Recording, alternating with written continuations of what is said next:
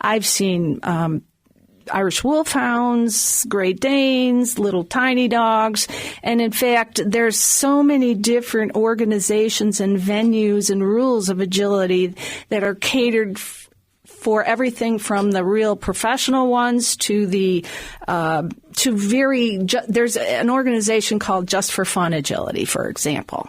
And so there's something for everyone. Now, you're not going to take a bull mastiff and compete with a border collie, but if you focus on your dog and the relationship and having fun, then you're going to get a lot out of agility training. Yeah, too often we kind of selfishly look at competition and egos, when in this case, what do the dogs have? They don't have competition and ego. They have the opportunity to spend quality time with their owner. And if you focus on that, rather than is my dog faster or slower, that's probably 9 out of, that's the big victory in the game, right? Just to explore the relationship you can have with your animal, because that's from a pack mentality.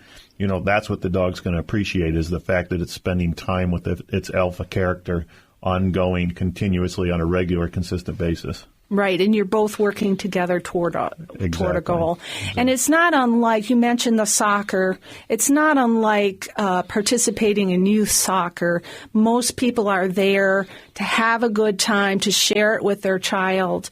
And encourage others. And to encourage others. Right.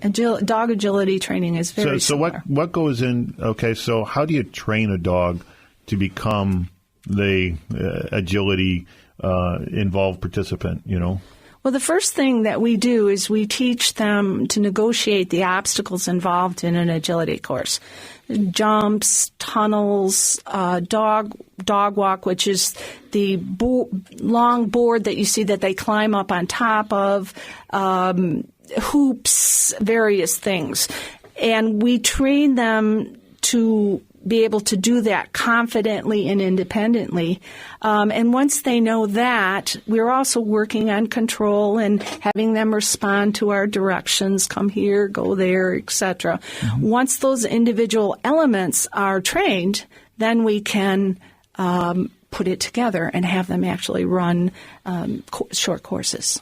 We're talking with Beth Bishop, the co-owner of Canine Coaches in Okemos.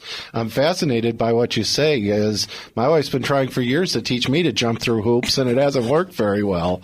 Beth, one of the things that you mentioned is that shy dogs, that obstacle training can be very good when it comes to helping socialize a shy dog. What do you mean by that? Well, a lot of dogs have come through our classes where they've been a little shy or lacking confidence, and you can see it. They're not approaching new things. They're very hesitant. And one of the things that we do is we work each dog at their own pace.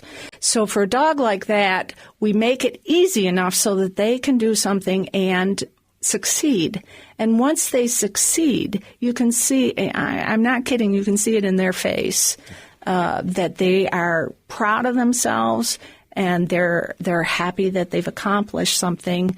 A quick story, my last class that I taught, I had a young Sheltie that was a rescue. It had been found in a field, pretty much feral, and this dog was painfully shy, had gone through manners class. The owner took him to our agility class, and by the end of class, the last thing that dog did was go over by itself, on its own, the entire course. Wow. And everybody applauded. We were so happy. Oh, my God. Yeah, it's amazing when you see that. And the one thing I can say from my experience, because we have taken our dogs on agility courses, is it's great exercise. For people who don't understand, a lot of times it's not just the physical running around, but it's the mental energy that the dogs have to use in order to negotiate the course. That, again, it's that kind of wearing out that you're you're looking for.